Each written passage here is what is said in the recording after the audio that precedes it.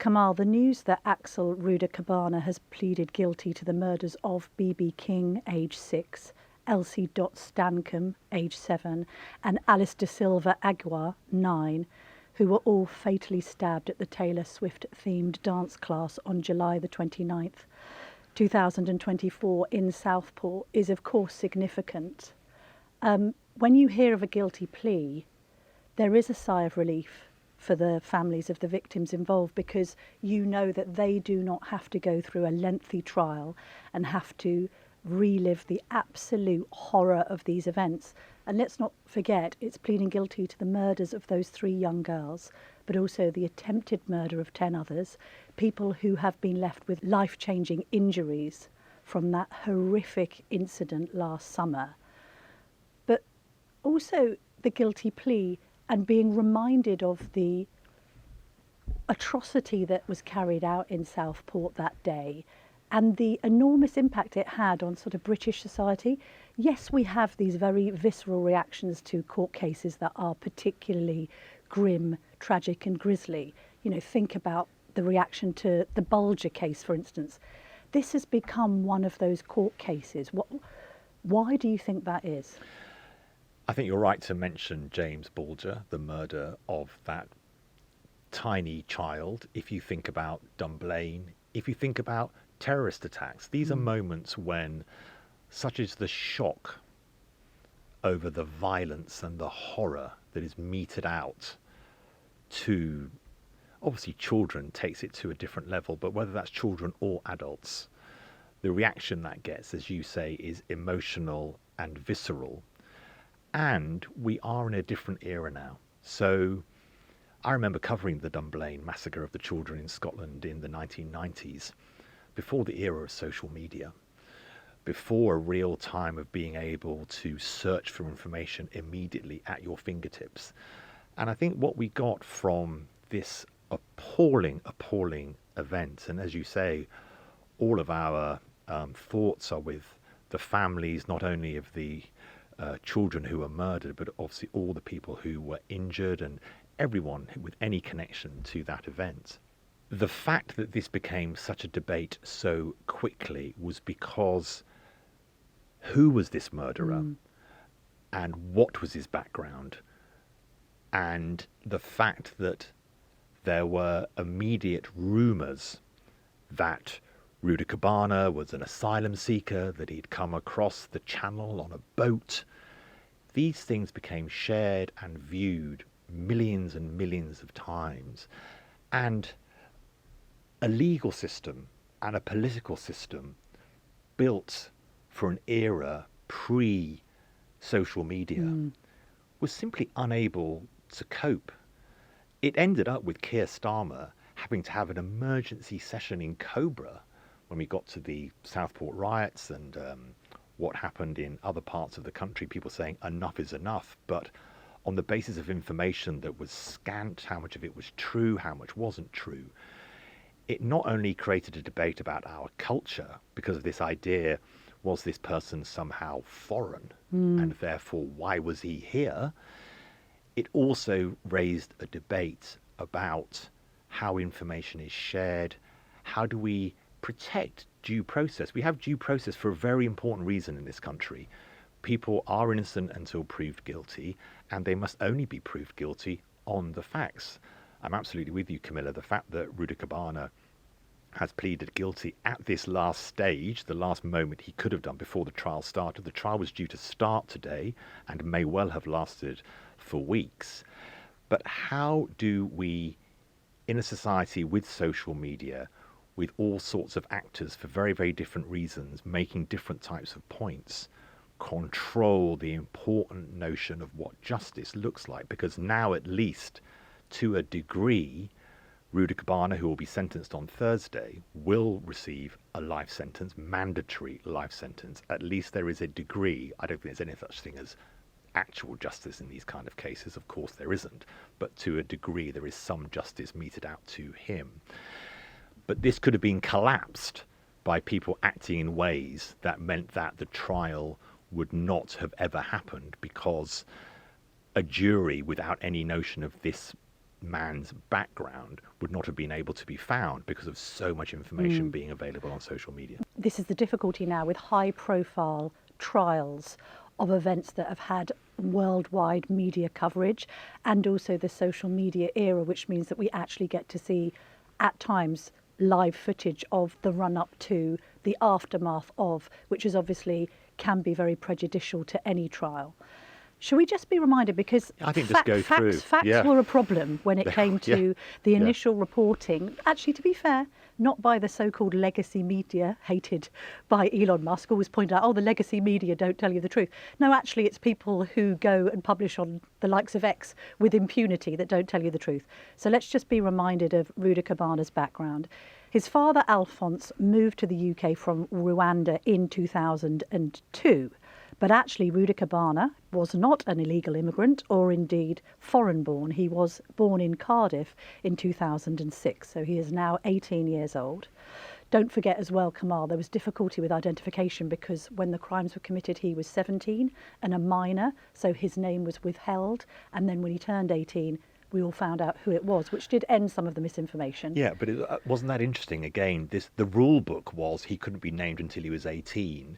That was actually rescinded because, as you say, he was about to be 18. But of course, that gap between him being named and not named allowed this atmosphere of why aren't we being told the truth? Yes. Who is this person? It's an establishment Yes, cover-up. there No, must be- it's the legal system. There must be a cover-up. So again, it just shows how that clash between due process for very good reason, but public demand can become very tricky to navigate.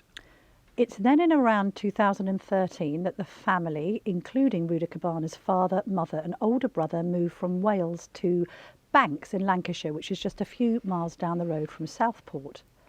Let's just go now to the events of July the 29th, 2024. It was shortly before midday that a knifeman entered a dance class at the Hart Space in Hart Street, Southport. Bibi, Elsie and Alice are fatally wounded. 8 other children are injured, as are the instructor Leanne Lucas and businessman John Hayes. Police say they have detained a male and seized a knife. But within hours, claims spread online that the suspect is an asylum seeker who arrived in the UK by boat in 2023. Don't forget as well, Kamal, we're also in the white heat of a post-election period where Labour are claiming they're going to stop the boats, and it's kind of a febrile atmosphere, It isn't touches it? on something that has been a very significant conversation. I'm interested, Camilla, what do you think should happen at that moment? Just to explain to you, in the media, as soon as a crime like this is committed, we have processes, don't we? There are very strict rules about how to report on crime. In the social media space, those rules don't exist. Do you think there is a need for some rules that have to be adhered to by social media and other platforms? Or is that, in my head, I'm thinking to myself, but that would just be impossible. But as you say, at this stage, it was that small gap Yes. between the appalling events and the naming or the idea of who the suspect was that led to this massive explosion of misinformation. Well, 2 points on that. First of all, if you're kind of relying on members of the public who aren't informed and don't have the facts and aren't speaking to sources in the police or elsewhere, just people putting out what they've heard on Facebook as fact, that's a problem. The problem also in this case is that it was amplified by senior political figures. I mean, let's not forget that the likes of Lee Anderson and Nigel Farage tweeted, you could now say somewhat unhelpfully about this.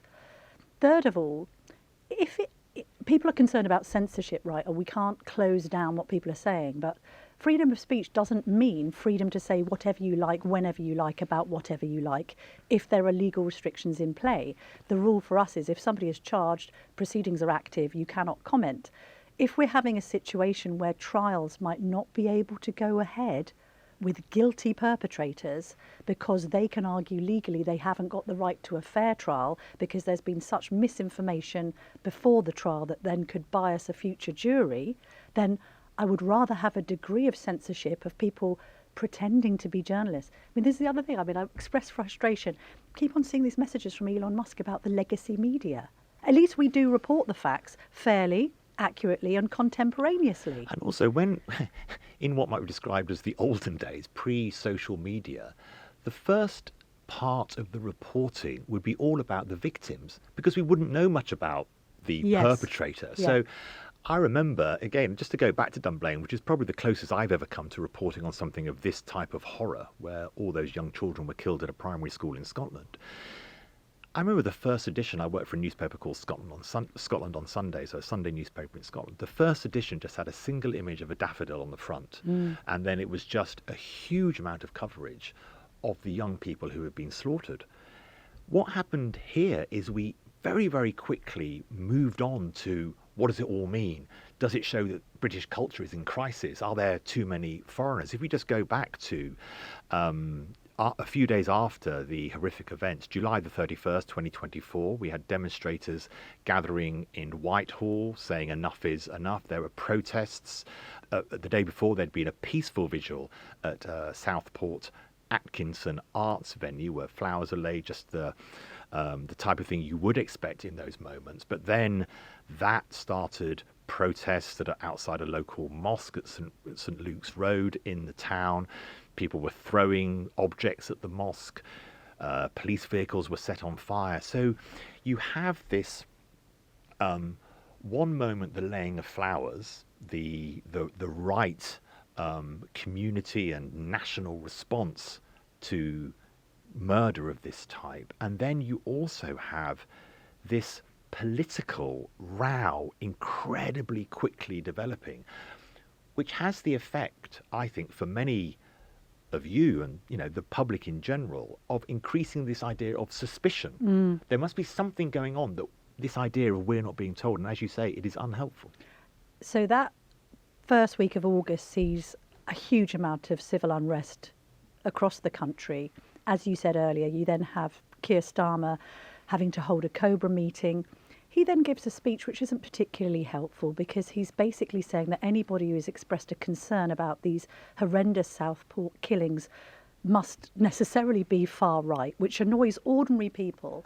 When you talk about enough or is enough, I think one thing to say here, if we are going to try and separate fact from fiction, there were clearly some people absolutely jumping on the bandwagon of the idea that this was an illegal immigrant and it was saying something about immigration policy in this country being broken, and it was fueled by complete misinformation. However, I think it also did spark, and maybe these people didn't turn out and start throwing bricks at police cars, but it did bring out in people a sentiment of this idea that we are increasingly lawless and that criminals like Rudakubana can just arm themselves with a knife and just walk into a dance class. There was something so brazen about the attack, and because of the vulnerability of the victims, it did make people sit up and think to themselves, are we being adequately policed here? Are we actually safe? Are our daughters safe? That's not an ideological thing. That's not bred out of sort of racism, far-right views. It is literally concern about the state of civil society. And the very same people that said that about those three girls, who literally felt it in their hearts. I mean, there wasn't a parent that reacted to that thinking, my God, this is there for the grace of God go I. Everybody knows about, holiday clubs, putting their kids in holiday clubs while they work. Those people were also looking at the rioters saying, you represent the absolute worst of Britain. You're also lawless. And because the police couldn't cope with the riots initially, it then fueled this sense that something has broken down in British society. However much, of course, so many people had sympathy, absolutely correctly, for what had happened and also what it might say, I think you're absolutely right. It surely does not mean that hotels where asylum seekers were waiting for their cases to be put through the system were having their hotels barricaded and then firebombed. And I think Keir Starmer obviously sent a message to the Crown Prosecution Service and all the authorities involved that the use of racial aggravation for these crimes meant that the actual sentences were far longer than people imagined they could ever be, because racially aggravated crimes are actually serious on the statute book. The hope must be that whatever the visceral, emotional response to events like this, which thank the Lord, are still rare, although a sense on social media that there is chaos is often put out there, actually these type of events don't happen in this country very often at all. We have to be able to divorce firebombing hotels and increasing the risk of further murders from feeling horrified by the events themselves. We're joined now by the Telegraph's crime editor, Martin Evans. Thanks so much for joining us in the Daily Tea studio. A very busy day for you. Since Rudakabana's guilty plea, there has been a statement from the prosecutor in this case, Ursula Doyle, from outside Liverpool Crown Court. This was an unspeakable attack, one which has left an enduring mark on our community and the nation for its savagery and senselessness. At the start of the school holidays, a day which should have been one of carefree innocence, of children enjoying a dance workshop and making friendship bracelets, became a scene of the darkest horror as Axel Rudakabana carried out his meticulously planned rampage. It is clear that this was a young man with a sickening and sustained interest in death and violence. He has shown no signs of remorse. The prosecution was determined to prove his guilt, and I am deeply grateful that today's plea has spared the families at the heart of the case the pain of having to relive their ordeal through a trial. She described the killer as a young man with a sickening and sustained interest in death and violence. Can you tell us any more about who this man is? Yes, what we've learned of the past few months is that this was a young man who was obsessed with violence, with death, with terrorism, with murder. He was referred to the government's counter-extremism programme Prevent on at least 3 occasions due to his obsession with school massacres. We also have learnt that he was expelled from school when he was aged 13 for taking a knife into the classroom. Following that incident, he turned up at school with a hockey stick and seemed to be hell-bent on wreaking revenge for his expulsion, but fortunately was tackled by a member of staff. Around about lockdown, he seems to have drifted into increasing isolation. Spent a lot of time in his bedroom, no doubt online. Police have said that they found various books and documents about global terrorism and violence and genocide and mass murder. And that seems to have been something he became increasingly obsessed with as he retreated from society. Now, we've heard about, obviously, pleaded guilty to 3 counts of murder and 10 of attempted murder. But he also pleaded guilty to terrorism charges involving making possibly ricin the poison and also having read or downloaded Al-Qaeda manuals. What part did political beliefs or terrorism take in these awful events? Well, this is an issue that is now being hotly debated by politicians. The police have said that they are not treating the murders and the attempted murders as a terrorist act because they have been unable to identify an ideology that Rudakabana had in order to carry out these awful crimes.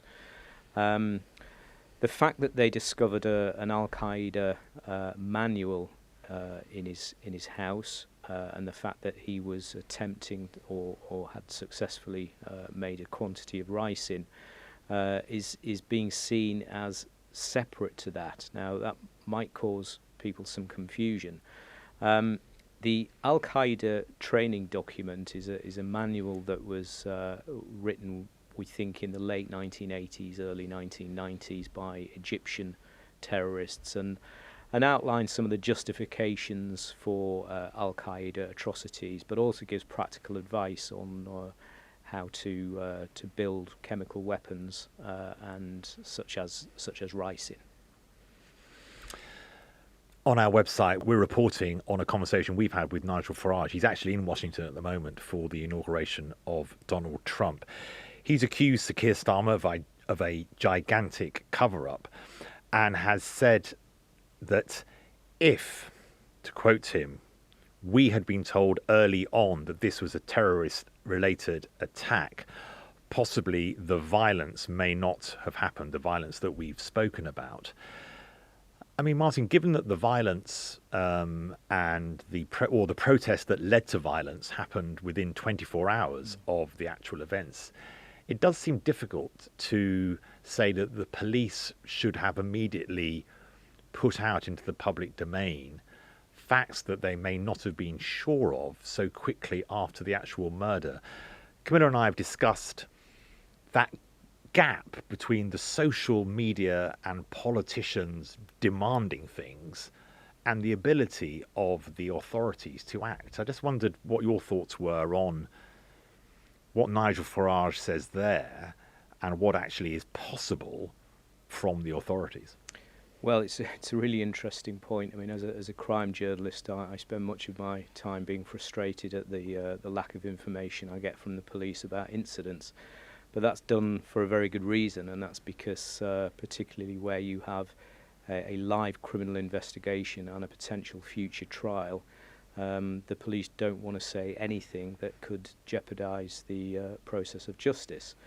In this case, of course, we had a young man accused of 3 murders, 10 attempted murders, and a trial at some point would obviously take place. It's very, very rare that the police will put out any information into the public domain about what information they have ascertained as part of their investigation.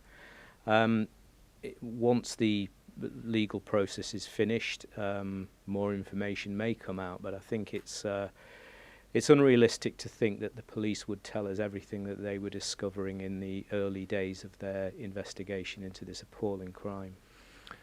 Martin Evans, thanks very much for joining the Daily Tea.